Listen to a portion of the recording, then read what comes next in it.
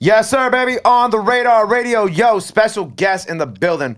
A legend in the building. Adam22 in the building. Bow. What's up, bro? Chilling, man. Welcome How you to the living? show. What's going on? Man, first and foremost, right? I wanna start off this interview by giving you your flowers, right? Because I was and I told Laura this. I don't know if she told you, but when I was in college, I would sit in my dorm room and watch the OG interviews at the OG spot with like Ski Mask, X, Yachty, Puya, Fat Nick, all from my college dorm room back in like 2016. And it was back in like the old shop that you guys had and shit like that. So like I want to give you your flowers on that because that was such a big inspiration for a lot of like what I've created today and what a lot of what we work on here at my show. Right. So first and foremost, I want to give you your flowers for that, man. Appreciate that. Thank you so much. It's kind of weird because like I get that a lot more now of like people actually being like, dude, you're an OG. You've been doing this for a long time. Like since there is like a whole new fucking generation of content creators, you know? Yeah. So that's actually been kind of weird to see that transition because for a while there I felt like I was the new kid on the block. Right. You know, it's like it takes a while for you to start to actually feel your influence that you've had if you end up even being lucky enough to have an influence, you know? Right. But then you start seeing like the list where it's like, oh, the top 10 hip hop platforms based on views. I think Elliot Wilson posts them and it's like obviously it's like you, Vlad, Breakfast Club, like all in like the top 5. Damn, I don't know if I even saw that. Yeah, I forgot what number exactly No Jumper was, but I know it was in the top 5 and I'm like, oh, that's so cool because it's been cool watching it from like the start, like from my college dorm room days to seeing now where you kind of like allow other people on the platform to create their podcast and create new content while you take a step back and also work on other things, but still doing like now you can just do whatever the fuck you want interview wise, and I think that's like one of the coolest things about it for me at least. Yeah, I mean, I was watching like an old vlog from 2015 or 2016 where I was kind of talking about what I wanted to do with No Jumper, and it was sick because everything I wanted to do is already like old news, and the fact that we've been able to do all this sick shit, just like having all these other people with different shows like T-Rail and AD and Duno and Sharp and the House Phone with his show with Blasey and all them and Gina's everything. New show too. Gina's new show that we don't know if she's gonna last on because her and Poetic Flocko are having a hard time getting along. All this other shit with the battle rap shit, etc. It's just kind of like, I mean, I can't believe that, and like, I don't know. It feels crazy to have kind of managed to manifest so many different levels to the shit. Are you like was always taking that step back to allow other people to come on? Was that kind of always part of that plan for you too? Nah, it took a while for me to sort of see that because, you know, in the beginning it's just like, I want to be an interviewer. And it was only once I really kind of built a business that was big enough that I could kind of start bringing people in. And I gotta give AD his credit because he is kind of the first person that we brought him around. He wasn't great at first. The fans didn't love him at first, but he just like kept coming back and kept growing with the audience. And like now his shit is huge. He got his own thing going Twitch wise. And like for him, it's like he's kind of like the model for what I think we've been able to do, which is like taking dudes who are maybe from the hood and maybe don't necessarily like have the capabilities to start their own podcast or definitely don't have like the platform for people to be paying attention to it, and just kind of, because like a bunch of them like AD and T-Row, like they did their rap thing or like were involved in music in different ways. There's, you know, AD's still making music and shit, but like just the fact that they were able to kind of find themselves as broadcasters through the platform is like the greatest honor that I could ever imagine, you know? Right. No, and I love that because like I said, I see you taking that step back. Obviously, you started like the Plug Talk series. You got the OnlyFans stuff and all that. And I think that for watching that and watching like as a business wise, like you're really showing creators how that you could take one platform, right, and it can be called a hip hop platform, but also you expand it past just the hip hop side of things, while also still like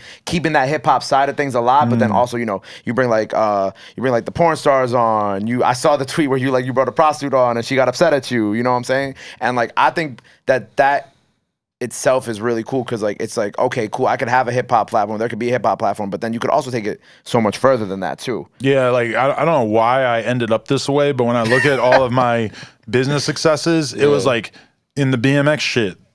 It was the magazine era and the DVD era, and I started to realize like, oh, this is now becoming the internet era.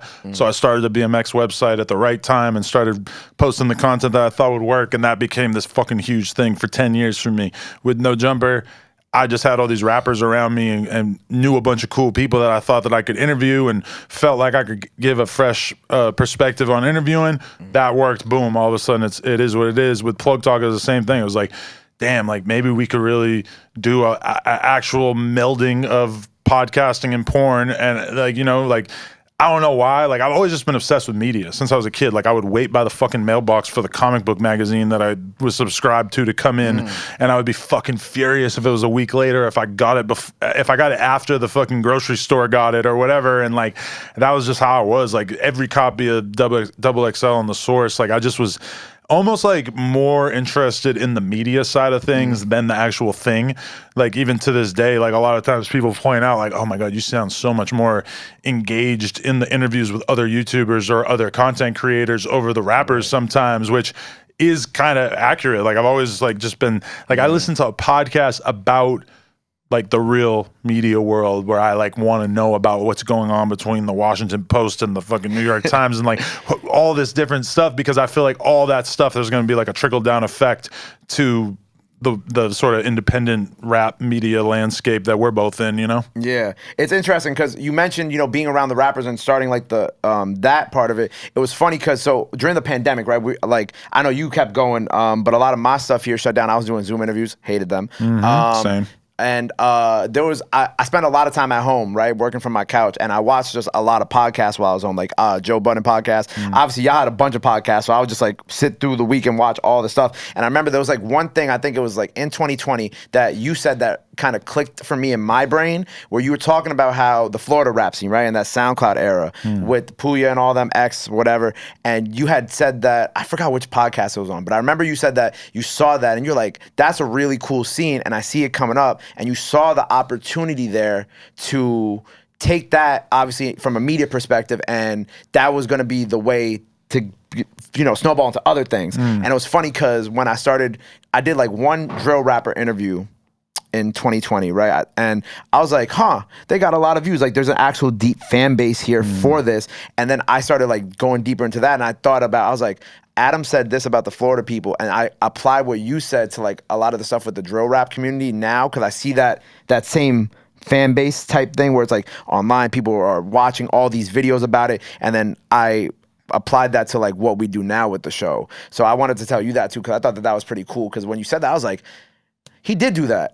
And like, I see that here in New York, and like, I obviously couldn't go to Florida and, you know, do other stuff, but like, I thought that was interesting how those two parallels ended up connecting down the line, especially with the show. That kind of like blows my mind still, because I'll see fucking FBG Duck's seventh cousin doing an interview on some platform with like a couple 100,000 views, and I'm like, bro, the streets is such a huge audience. Like, people who want to understand what the fuck is going on in like real places. Yeah. I mean, it's crazy. Like, look at all those Crip Mac interviews. I did like 10 Crip Mac interviews that have 1 million views or whatever. Like, and that like that's kind of weird thing I've learned over the years, and it's a very overwhelming lesson to have learned, which is that I said no to rappers like once No Jumper really started to be a big thing, like after X and after we did the TK record and all this stuff. It's like I started just saying no to a lot more underground rappers, because I was like, these dudes are trash. Like, I don't want, like, they're garbage. I'm not trying to fucking do an interview with them. But the reality is that I should have fucking got at the time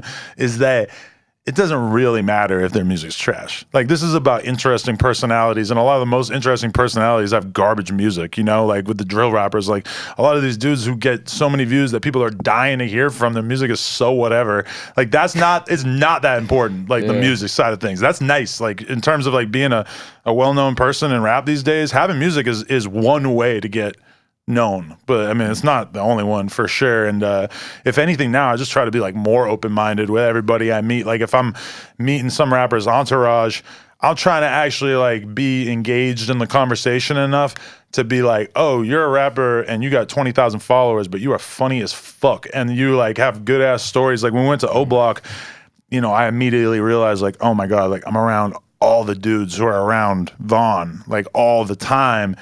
Every one of these dudes either has a fucking Say Cheese interview or a 16 Shot 'em interview or a whatever, or would be a dope ass one. And like, I met the dude, Shoebox Baby on O Block, and we just love Shoebox Baby, by the way. Interviewed him like 3 days later, which I like that, like being very like in touch with the communities that I'm going into, and being able to see somebody who doesn't have the craziest music career going, even though he does have like a bunch of songs with 1 million views and shit. But you know, that I really like try to stay open enough that I can like spot the interesting narratives that are kind of like unfolding around me, because there's been people that I like didn't interview, and then I realized, and somebody else got to it, and I just realized like, fuck, that was right in front of me. I fucking should have done that one, you know? I feel like I've noticed that a lot too, like especially we're here in New York. You know, we were talking about K-Flock a little bit before this, and it was funny because, you know, I mentioned that K-Flock, like they were trying to get him to come out to you around that, like right before he got locked up. But I remember there was like a No Jumper news segment where you were talking about like how you were just like, you went on like a YouTube like deep dive. You got stuck into the YouTube black hole where you were just like watching all of K's videos on IG Live and shit like that. And I was like, damn, man, like that one, the reach out there is to reach you is like crazy. The fact that you were just watching all these random IG Lives that people posted online too. Yeah, but I mean, there was some energy around that shit. That shit was insane, dude. He was just like in his ops neighborhood, just screaming out like, come get me, etc. You see the chat going nuts. I'm like, bro, this dude is on some real Braveheart shit. Like, I remember just being like, holy fuck, I hope he survives this phase in his life. And obviously it played out probably differently than we expected. But I mean, hey, prayers up to him, man. Hopefully you don't got to sit down too long. You know what I always wondered, right? Because, you know, you mentioned like, you know, surviving this part of his life. Obviously, we've lost like so many artists along the way. And when I think about it, you know, I think of like all those old interviews that I watched with you. How do you kind of like, I guess, deal with that? Because like I know you were really close with like a lot of those guys for a long period of time too. So like when that kind of stuff happens, how does that affect you as like a host, as a talent, especially being someone who was there with them at the beginning? I mean, it's tough every time, and it just keeps happening more and more. And I don't know, it's a wild thing to have to live through. Because when I think about like my life pre No Jumper, I really had only lost like a couple people that were like my age. And when I think about how I lost them, like I knew a homie who got in a really bad car accident and died, and it was a big deal to all of us.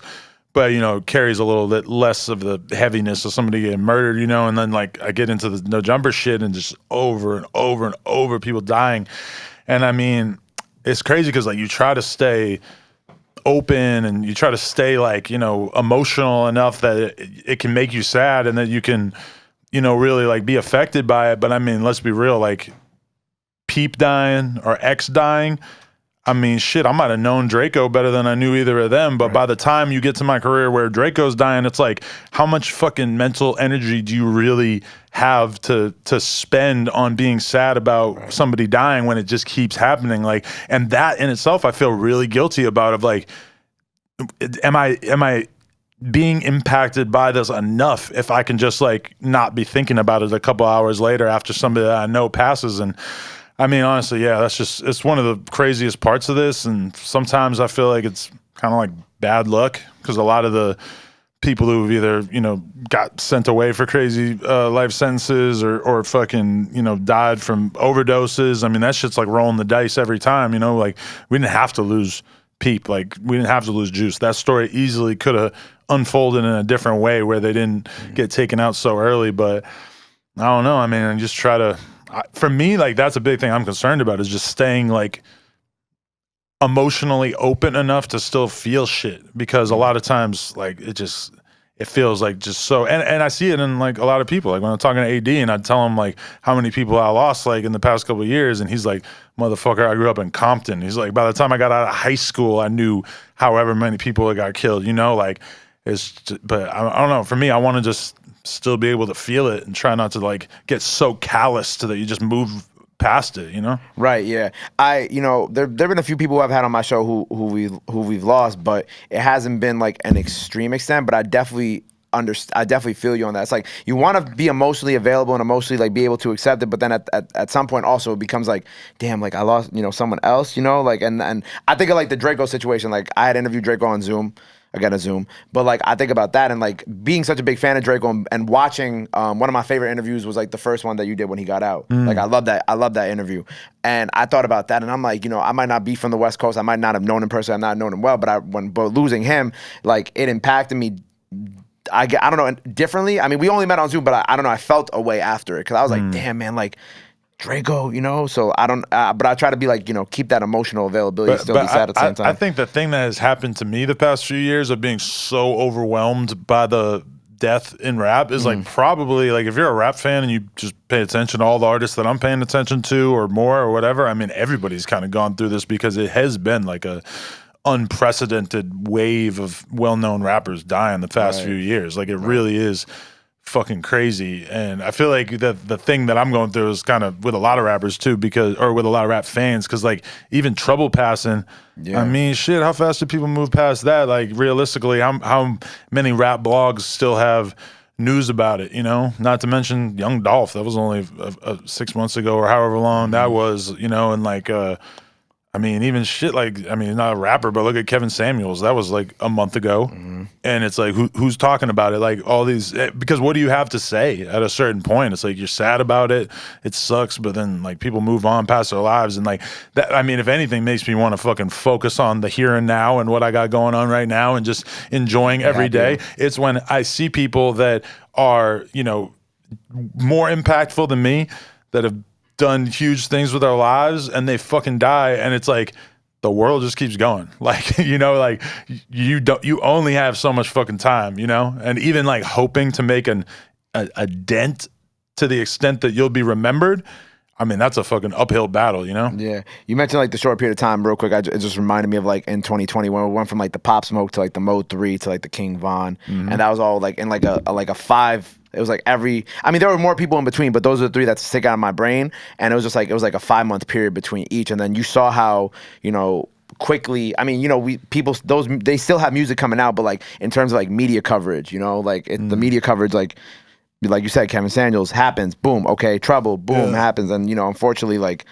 there isn't as much reporting on it after it happens. And then your family or your crew or whoever has this fucking awful job to do of trying to keep your name alive, you know? Yeah. And knowing that it's hard, like to fucking keep people tuned in. Now, obviously, somebody like Dolph, I mean, they're going to be playing Dolph's music forever, you know? Yeah. But, I mean, shit, like, the same thing with the Pop Smoke thing. I remember last time I was here in 2019, I was texting him back and forth, and I was going to hop in the Uber and go to his neighborhood to film a video, and then it was so loud, it was windy as fuck. Like, it was so bad that we were, like, filming some test shots with the fucking camera and stuff, and it didn't really sound that good, and I was kind of like, you know what, fuck it, I'm just going to interview him in a couple weeks when he comes to LA anyway.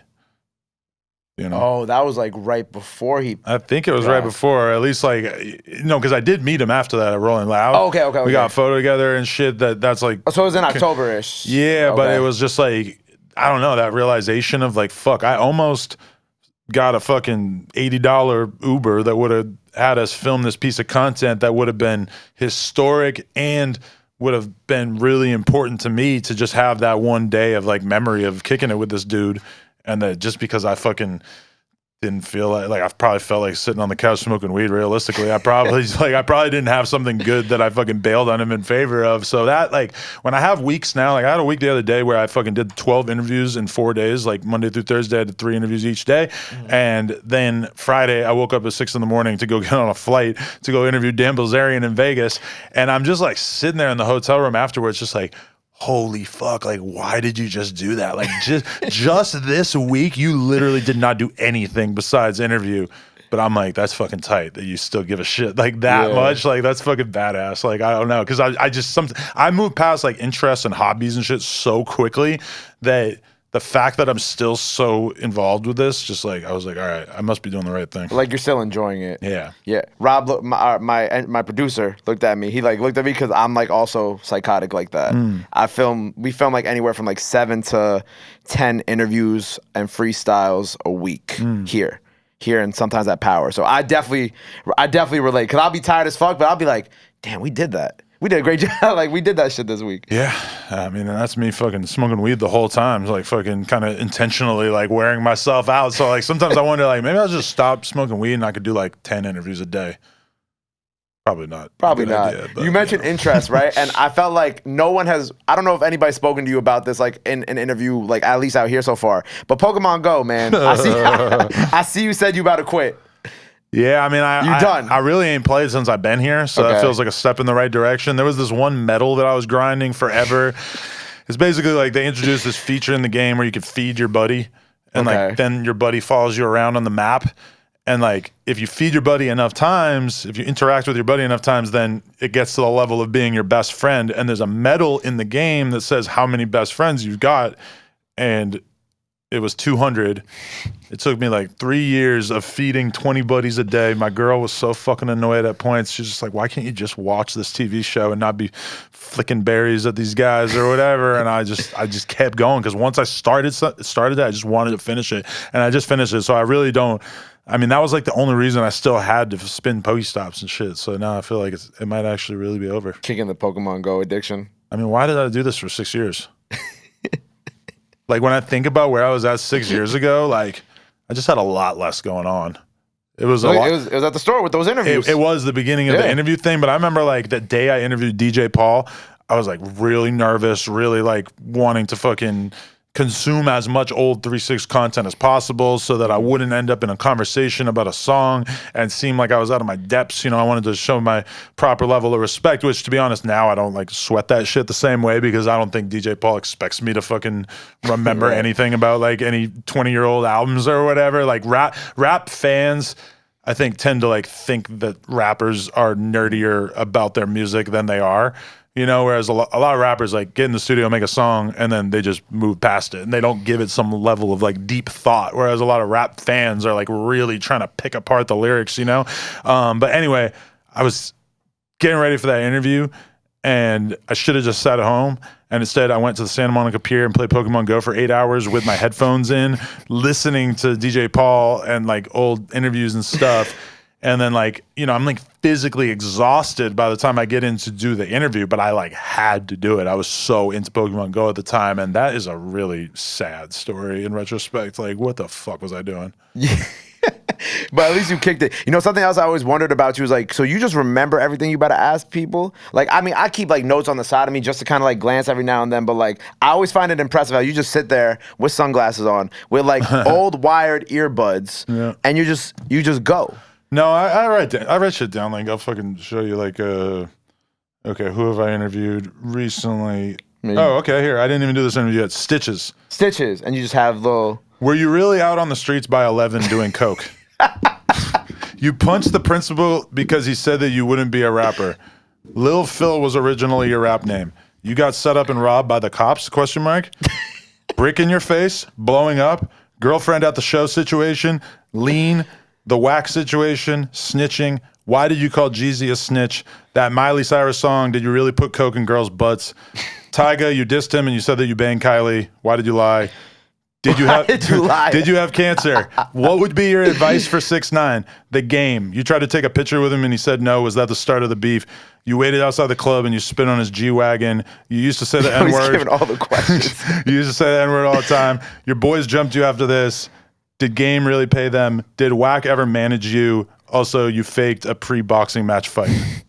That took me 20 minutes. If this comes out before the Stitches interview, you now know everything he's going to ask him. That was me sitting on the couch smoking a blunt, watching it fucking Stitches shit for like 40 minutes. Like, you know, and I'm just like racing through my head thinking like, what is everything I want to ask him about? But then realistically, I would probably get into that interview and not look at my questions. But then maybe towards the end, I would like start, because a lot of times I have my phone right here and people can't see it, and I'm like kind of flicking through it to like see the questions. Got the sunglasses on. No, that's more because like the fucking bright light in my eyes. Like this light's pretty chill, but we got a fucking bright ass light, and it just like when I'm doing like 4 or 5 interviews in a day, I just get so shitty like on my eyes. Interesting. I always wanted to know that. So go kind of like going to like switch it to like the OnlyFans gear, because I think that, you know, we touched on it a little bit, but so the way that you married kind of like the podcasting and the porn stuff is so interesting to me, because like I feel like I've scrolled through Twitter and I've seen something like it before, but I haven't seen something executed it to the way that like I guess you've done it, because like it's like what, top something on something percent. I forgot what number it was, but I know OnlyFans stops telling you what percentage you're in after the top 0.01%. And I think we hit that the first month. So it doesn't really tell you that much, because that could be like, I'm pretty sure if you're making like $100,000 a month or something, or like, then you're like top 0.01%. So if you're making $1 million a month, it's still going to say the same thing. Right. The trick that girls play on you, because they think that you're bad at math, is that they say, I'm top 1% on OnlyFans, which is like $300 a month. It's not that much, The 0.1% or the 0.01% is like, means you're actually going crazy. Oh, so girls have like okay, interesting. Or it's possible that they are also stupid and that they don't know that they're misleading you, you know? Have you seen like any other type of like, I guess, misleading things that they try to do, or like maybe OnlyFans people try to do? Yeah, these girls are so scandalous. They fucking lie about everything. They make up jobs. They'll tell you that they're something that they're not. Okay. I mean, girls have like fake interests, you know? Like a girl will be a nurse. You're not a nurse. She'll be a lawyer. She's not a lawyer, but she's saying she's a lawyer. You know, like girls will act like they're really into, you know, there's like fake gamer girls, you know, like they dye their hair pink and they act like they like playing video games and stuff, and they don't. They're just like, some of them just sit around and like dream up shit because they pay these blogs to write articles about them. So like my girl went viral back in the day for I'm going to do a sex tape at 1 million subscribers as a YouTuber. People thought that was super viral. Yeah. All these girls now just come up with the craziest shit to try to imitate that. They're like, you know, I'm fucking dudes from my OnlyFans if they get vaccinated, was one that Kazumi did. No, you didn't.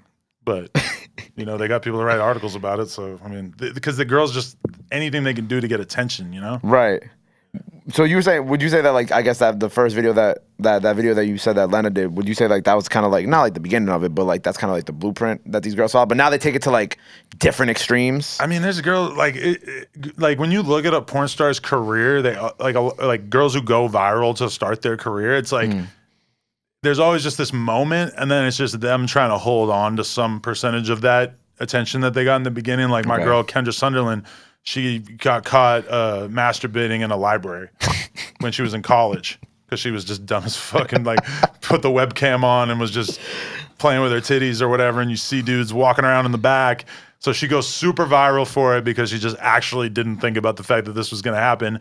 And then, you know, that she goes from there to doing porn, and she's doing, you know, doing the OnlyFans thing and everything. And it's like, my girl had this like weird YouTube subscriber thing that like got her 1 million subscribers in like a couple weeks. And then like, you know, then like at some point you have to just kind of figure out what else you're going to do with your career to hold on to that, you know? Right. And then you guys end up creating like the Plug Talk podcast. So like, what is that conversation, right? Like, how do you, well, first of all, how do you have like that conversation with your girl to kind of begin doing this type of thing, doing this type of content with other people too? Well, so we came up with it together. Basically, like, you know, Vitaly is like a YouTuber who is he had this site called Vitaly Uncensored, and I don't know if he still has it. He might still have it, but it was like the basic gist of it, because he got famous off doing pranks on YouTube, is that this was going to be his place where he could do pranks, but they could be extreme, aka there'd be a girl in it and her top would come off and you'd see her boobs.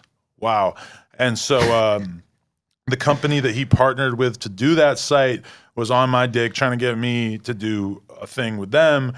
And I heard them out. They basically wanted me to do like a topless podcast thing or whatever. And after a certain period of time, me and my girl started like kind of having the conversation of like, well, what if we fuck the girls at the end of it? And we suggested that to them, and they were like, no, that's too extreme. You shouldn't do it, yada, yada. And then I'm like, well, why the fuck am I going to give them a percentage anyway when we could just do this on OnlyFans and just like market it and do it all ourselves? And my girl agreed, and she was all about it. And like, you know, it's kind of like when you're an OnlyFans girl, you're kind of like, if you're smart, you're thinking like, well, how does this end? Like, at what point am I not going to be making this much money or whatever? And so for my girl, I think she saw it, like we kind of were like, this is something that you could be doing like 5 years from now and maybe not even being fucking on camera, or like this is something like, I don't know, like to me, I'm so business minded, like I'm so into creating businesses that the idea of us creating a business together is like really hot to me. So like sometimes we are literally just doing meetings talking about business, and then like we'll just start fucking the shit out of each other in the middle of the interview or in the middle of this like business meeting, you know? It's just like, it's just hot to me, to be honest. We just kind of, we bond over it. And like, she has a very good head on her shoulders in terms of like everything porn related and how to deal with girls. And she's just like super ethical about wanting everything to be proper and done the right way and everything. So she's a huge asset in terms of it. So it's always just been obvious to us that it was going to be 50-50. And, but I'm kind of like I have the vision. Like I see it turning into something much, much bigger as we keep going, but she's definitely on board for sure. How so much bigger? Like what? Like in what aspect? We could do other podcasts under the same umbrella. We have one coming out soon where two of our girls that we manage, Sky Bree and Rara Nups, they're gonna interview male porn stars together. Okay. And then fuck them. Okay. So we're fucking flipping the script and we're gonna do stuff like that. And the other stuff I wish I could say, but like we might be doing some print stuff. We might be basically just like I just look at the porn world and it's dope. I see people doing cool stuff, but I also just see like big gaping holes, where it's like I could add this to the game. Like it wouldn't be that hard. I could fucking add something that'll make me a bunch of money and people will be fans of it and people will like it, you know? What is like how do you go about picking who you guys bring on the show? I know like some of them you know or she knows and like you may or may not manage a couple of them, but like how do you go about like even reaching out to other like porn stars to bring them on? I mean, we have like the girls that we're really desiring to get, like the girls who are like really well known or really popular and stuff. And then we also, you know, girls tap in, girls just like hit us up who want to do it or whatever. And then we'll just like kind of throw names back and forth. They're like, oh, I saw this girl on Instagram. You should hit her up and see if she wants to do plug talk. And then also then like sometimes the girls like we just sometimes we need replacements at the last minute. Like if a girl gets an STD or if a girl gets sick or whatever, we'll just need somebody last minute. So in those situations, we get to like actually have girls. I mean, sometimes we have girls on that I know it's like month 2 of their fucking porn career and that they're just like they can't believe that they're fucking around me and shit. And that like sometimes you could tell because like a girl will, like come in and have a fucking XXXTentacion finger tattoo or something and they're just acting weird as shit to me. And I'm just like, okay, I get it. Like, I know what's going on here. It's like a movie. They do the super zoom on the tattoo and then your face and you're just like, fuck. Hey. He was fucking great. Like, there was a girl that me and Lennon fucked back in the day, and then X flew her out like a week later. So, I don't feel too bad about banging his sloppy seconds. It's a form of respect. Banging X's sloppy seconds is so crazy, but also something beautiful about that at the same time. I mean, he was a freak, this guy. So, I mean, we were very much kindred spirits in that sense. Yeah. What's like the proper porn star etiquette? Like how does that, because I can only imagine that like before you film something it's like okay there's like certain things that have to be done, obviously tests and then obviously just the cleanliness itself. Yeah, tests, you gotta like fill out some fucking waivers and stuff. I know like they take photos of you like holding your ID up and everything just so that there's no possible chance of any kind of liability.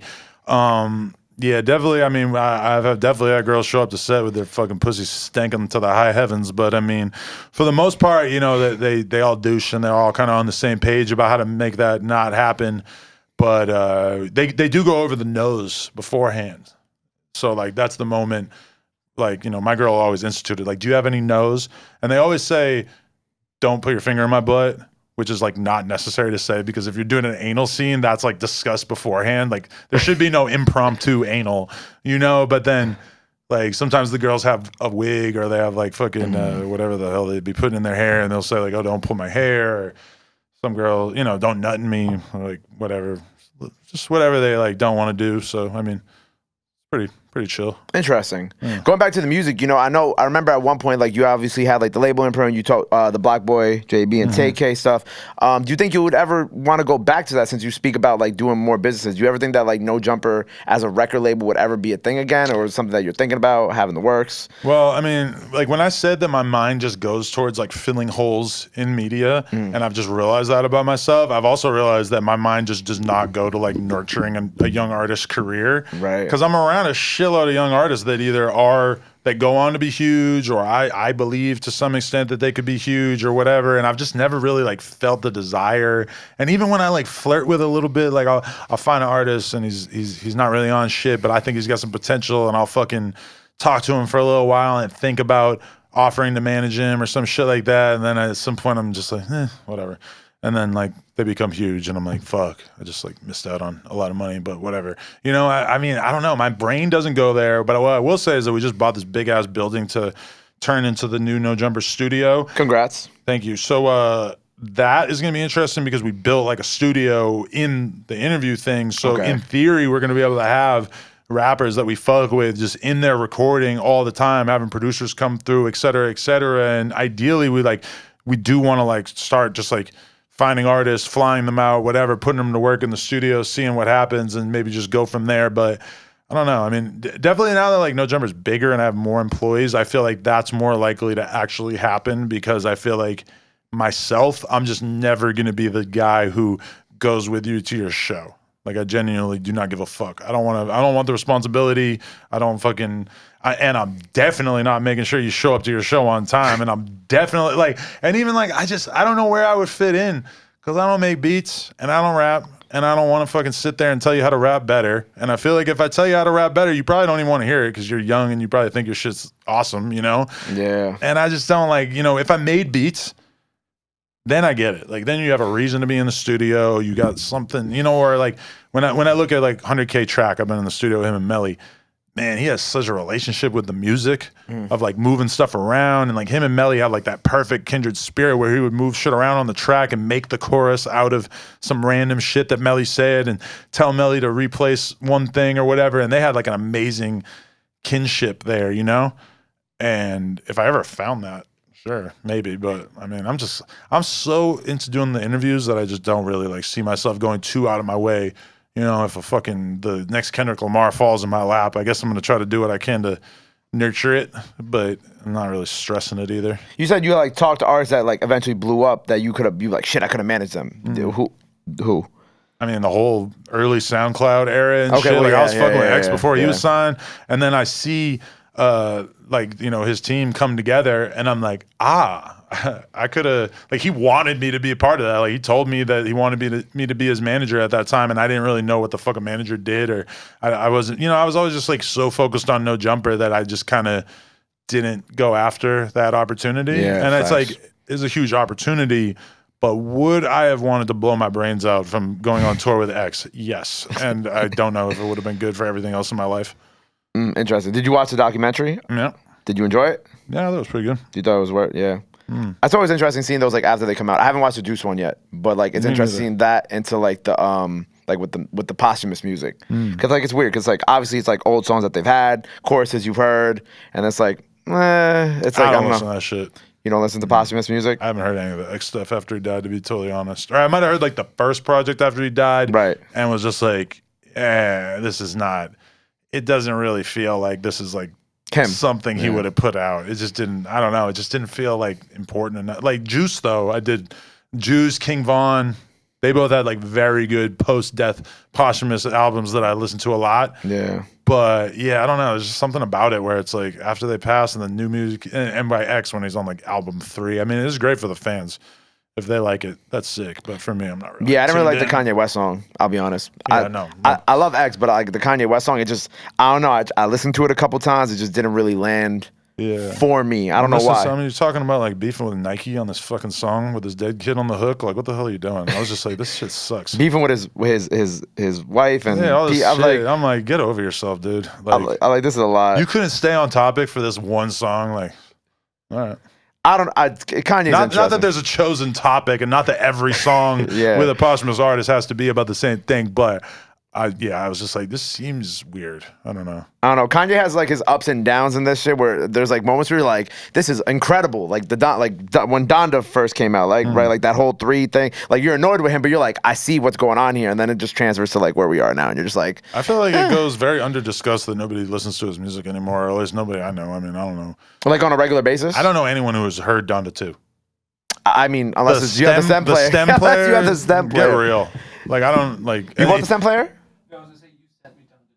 Oh, I did send. I sent him like. I thought about pirating it, and then I was like, you know what? I don't fucking care. So I'm like, if he's not gonna make this easy on me, I'm not doing it. And then even Dawn to One, I listened to it one time. I'm like, never mind. Okay. Nothing stuck on it for you at all. Should I listen to it more? I mean, yeah. I would say I listened to it a calm 4 to 5 times. I like the Praise God record with Travis on it. Obviously, Off the Grid with Cardi, Fabio. I like that one. I don't even remember any of this. Wow. Yeah. That's interesting. I'm checked out on a lot of shit. Why? Just cause? I'm so busy doing interviews and like listening to people that I have to interview / watching podcasts from people that I have to interview / listening to podcasts and stuff about stuff that I'm like objectively actually more interested in, that then it's like, I haven't heard the new Future album. I love Future. Future's such a huge legend, but I mean, I got other things going on. I don't like get that much time to really like even clear my head enough to be like, oh, I'm gonna listen to music for pleasure. What's like the most interest? See, you said like get into like watching the things that you're most interested in right now. Like, what's the thing that you're like most interested in right now. That's kind of. I mean, dude, I listen to fucking podcasts with like poker players arguing Oh about yeah, the you do love online stupidest poker. shit that nobody would ever care about. And I would never even admit to these, if I met these people in person, I would never even admit that I know about all this shit. And for some reason, I'm just actually interested enough in it. I don't know. My interests are just so all over the place. I just go through these bizarre wormholes of like just watching shit on YouTube that, and a lot of times it's like I'll have a big interview to get ready for, and like I give myself a limit of like, okay, I have to go to bed at 12:30, and I will be watching. Like the other day, I fucking watched videos about arcade games for like 3 hours until midnight, and then I got ready for the interview for a half hour. Went to bed, did the interview, went super good. Nobody would ever know that I only did a half hour of research. And I don't know. I was just like, I can't like stop that beast in my head that wants to know about all these random things. And I'll be like watching like history documentaries, and then I have to go interview fucking 19-year-old rappers all day. But it's like an addiction. Like I can't stop like learning about different things, even though these things are so useless and not related to my career at all. No, I agree. I'll go on like I'll be on YouTube at night and I'll like be like, okay, by 1:30 I gotta be out. I gotta go to sleep. And then like I'll find like there'll be like an old video game that like an old Star Wars video game. It's like a think piece. Yes. And I'll be like 2 hours long. Bet. Oh, I know, right? And it's like, but then if I go to watch like a movie on Netflix and I see 2 hours, I'm like, oh fuck no. Yep.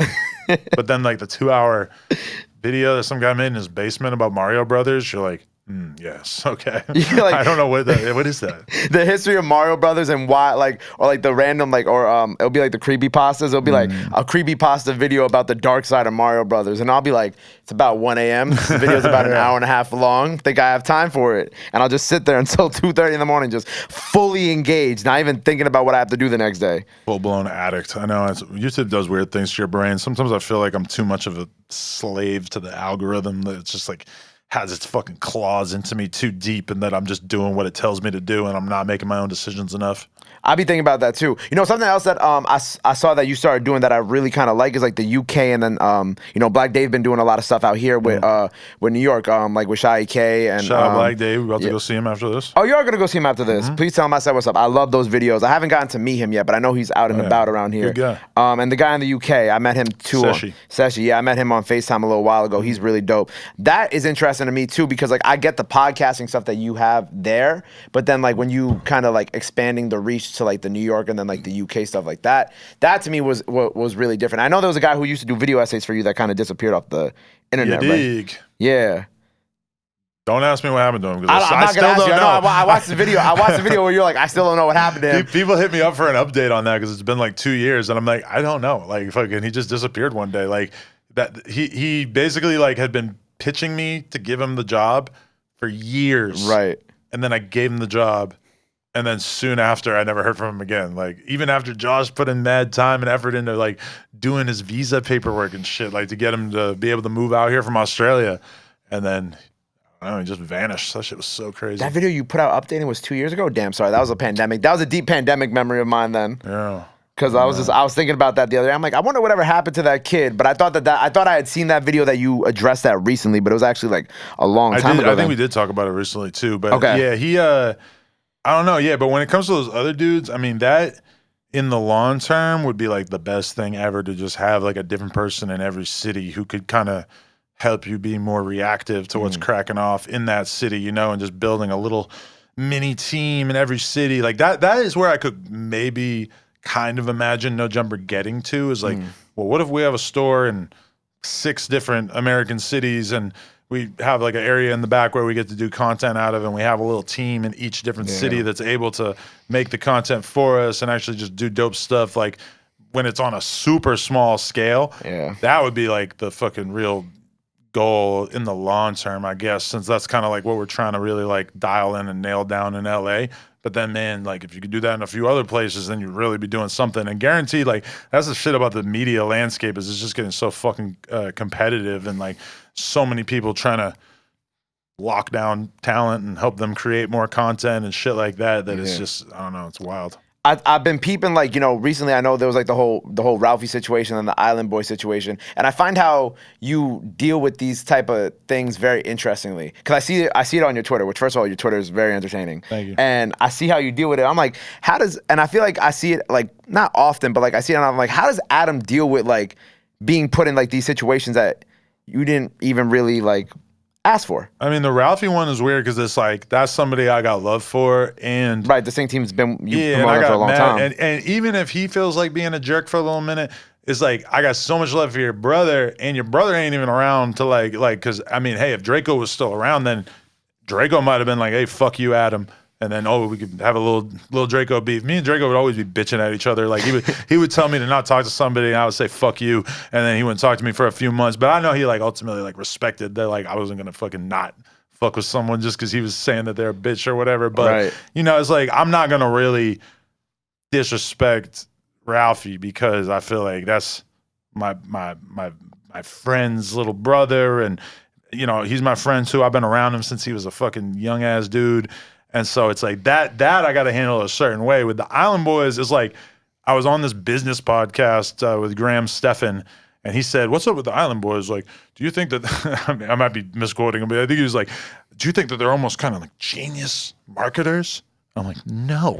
I'm like, "Those dudes are dumb as fuck." I was like, "Those dudes are dumb. They're just like, I mean, they haven't made one good song, and they're out here just grinding cameos."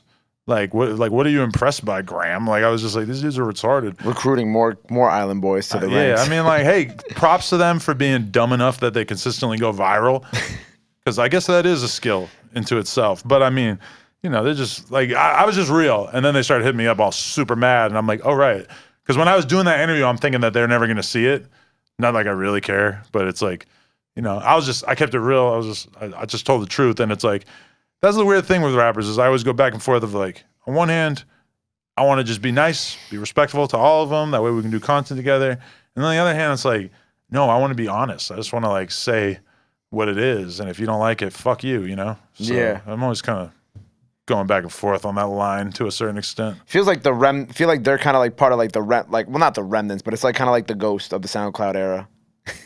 But I don't think they're really like SoundCloud in any way, except that they just have dumb hair and tattoos and stuff. Like aesthetically, yes. Yeah, aesthetically. Yeah, but their music, you can't even really.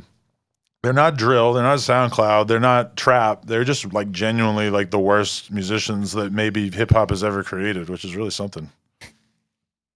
What do you feel? I always wanted to ask you this. Like, what do you feel like was kind of like the end of the SoundCloud era? Like, what do you kind of feel like? Because I feel like obviously YouTube is kind of the platform now that all the artists go to, that artists pop off on. When it used to be SoundCloud. So, what do you personally feel like was like kind of like the end of that situation, like the end of that era, or the downfall of it? I mean, to me, it's like Peep kind of starts it, then X is like this massive fucking blow, and then Juice dying is like nail in the coffin. To me, like. And then even beyond that, you have somebody like Perp or Pump, and their career goes to shit. And I mean, there's so many other rappers I could probably name right now who just didn't become big. And then you have kind of like, I mean, you don't even think of Cardi or Uzi as SoundCloud rappers, even though they're kind of like the success stories from the SoundCloud rap generation, even if they didn't 100% align with it, like sonically or whatever. It's just kind of like, pretty much everybody who was a poppin' SoundCloud rapper either fell off or died, right? Right. Or they just go viral for random shit now, like Pump and Perp. Yeah, but they don't. Do they go viral? I feel like they only go viral for getting hated on now. Well, yeah, exactly. That's what I mean by like random shit. Well, the Pump thing was bringing the kid on stage in a wheelchair or something like that. And then the Perp thing was the concert, the tour stuff. Yeah, the tour not doing well. The tour not doing well. Yeah. Do you have any? I don't know. Would you have any advice for those guys now that were kind of past that era and haven't known them for such a long time? I mean, I guess honestly, my best advice would just be do something weird, do something different, because I feel like at a certain point, a lot of the SoundCloud rappers just decided that they were actual rappers, and they decided that they could just go in the studio and act like they're Migos and just spit fucking, just punch in bars and stuff. And like when you look at what made it like a Pump or a Yachty popular early on, not that I'm 100% putting Yachty in the SoundCloud or box, because I feel like he's still got plenty of life in his career left, but Facts.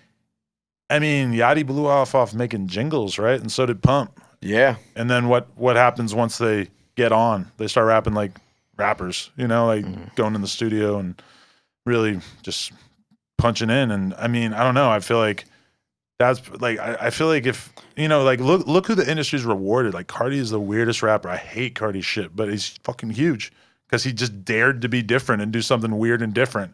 A lot of those SoundCloud rappers like really lost connection with like doing anything interesting musically.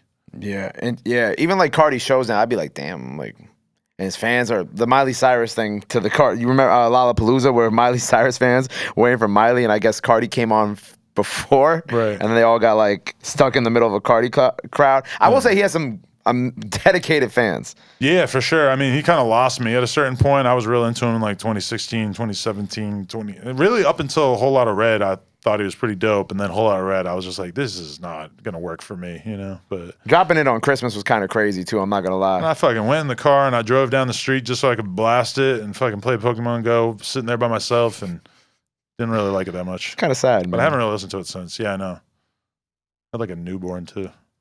You're like, you know, get out the house, driving down the block, spinning the Pokey styles, listening to A Whole Lot of Rap. My kid was a a month old at that moment. That's kind of fucked up. And you were like, gotta get out of there for a little bit. Did having your daughter kind of make me listen to A Whole Lot of Red more? No. Did she change my life in general? Yes. Well, I mean, like, how does she? Not, of course, having a kid change your life, but like, how, like, in what way did I guess like your thinking or about certain things change now? I just, you know, have a lot more respect for my time, and like, you know, it just makes you move a lot more deliberately. Okay. You know, in the sense of like, you know, she's waking me up at like 6:30 in the morning, like it's just going down, no matter what. Like you just gotta, like when she goes down for that nap, whatever you got to do right then, it is on, and you don't know if you got an hour or if you got 2 hours in that nap. But you better fucking do it. Like whatever the hell it is you're gonna do. And I don't know, it just like forces you to fucking kind of move within a box more so. It's definitely more difficult for my girl since my girl is like at home around more, whereas I'm at work like 8 hours a day or more sometimes. And I don't know, but it's been amazing, honestly. That's great, man. Congrats. The last thing I'm gonna ask you before we get out of here, we spoke about obviously K-Flock and the New York music scene. Is there anybody else out here that you kind of like right now that you're tapped in with? Matty G's. Matty G's. You know about him? Yeah. That was just good. He did hit me up the other day saying I want to do an interview. With Matty G's? Yeah. Did you agree to do it? No. Oh, okay. Like, what's he going to say? I don't know. Maybe I should do it, honestly. I don't know. New York? Who's coming out of New York? I don't know. It's kind of hard. Everybody's in jail right now. Yeah. There's a bunch of drill rappers that I can't remember what the fuck their names are and shit. You don't remember K? K was sick, dude. Like, he was definitely, he was the star of the group. I don't know if anybody else got that energy in him. B-Love's been going mainstream though. I will say that in a good way. He's cool. He's holding down the fort. Yeah. Him and Dougie B and them, they holding it down. Yeah. Obviously, the Shake That record with Cardi has Cardi on it. There's probably like more rappers in New York that I listen to at the moment, but I don't know. I was like having a hard time thinking of it. I don't know. Nah. New York sucks. Damn. Just kidding. Damn, bro.